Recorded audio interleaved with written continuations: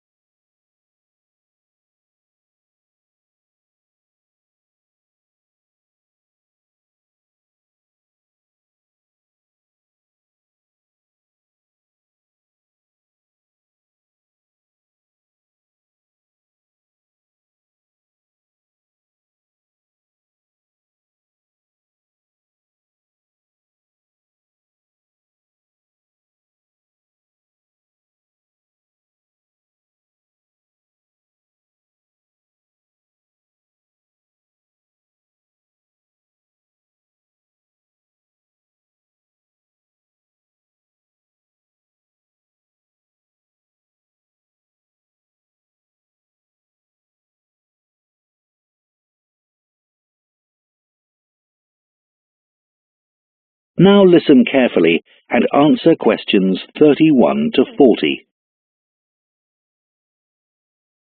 For my presentation today, I'm going to talk about the KG Fields in the northwest of Ireland, one of the largest Neolithic sites in the world. I recently visited this site and observed the work that is currently being done by a team of archaeologists there. The site was first discovered in the 1930s by a local teacher, Patrick Caulfield. He noticed that when local people were digging in the bog, they were constantly hitting against what seemed to be rows of stones. He realized that these must be walls, and that they must be thousands of years old for them to predate the bog which subsequently grew over them. He wrote to the National Museum in Dublin to ask them to investigate, but no one took him seriously. It wasn't until 40 years later, when Patrick Caulfield's son, Seamus, who had become an archaeologist by then, began to explore further. He inserted iron probes into the bog to map the formation of the stones, a traditional method which local people had always used for finding fuel buried in the bog for thousands of years. Carbon dating later proved that the site was over 5,000 years old and was the largest Neolithic site in Ireland. Thanks to the bog which covers the area, the remains of the settlement at KG Fields, which is over 5,000 years old, are extremely well preserved. A bog is 90% water, its soil so saturated that when the grasses and heathers that grow on its surface die, they don't fully decay but accumulate in layers. Objects remain so well preserved in these conditions because of the acidity of the peat and the deficiency of oxygen. At least 175 days of rain a year are required for this to happen. This part of Ireland gets an average of 225 days.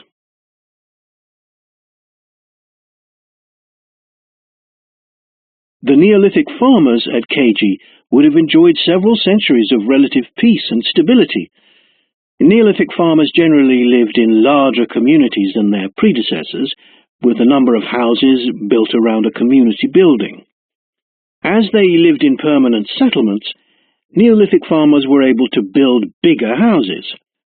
These weren't round, as people often assume, but rectangular, with a small hole in the roof that allowed smoke to escape. This is one of many innovations and indicates that the Neolithic farmers were the first people to cook indoors. Another new technology that Neolithic settlers brought to Ireland was pottery. Fragments of Neolithic pots have been found in KG and elsewhere in Ireland.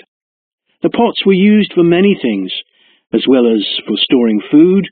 Pots were filled with a small amount of fat, and when this was set alight, they served as lamps.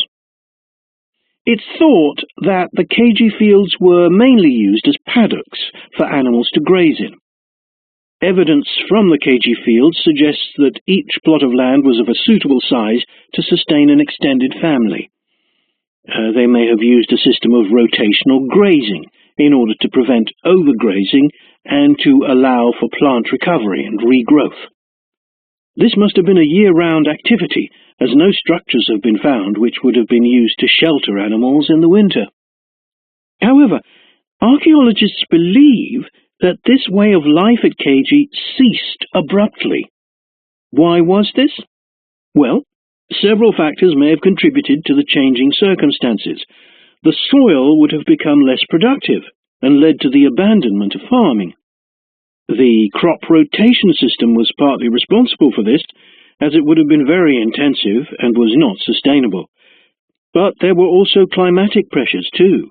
The farmers at KG would have enjoyed a relatively dry period, but this began to change, and the conditions became wetter as there was a lot more rain.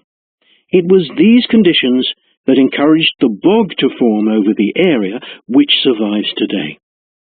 So now I'd like to show you some. That is the end of Part 4. You now have 1 minute to check your answers to Part 4.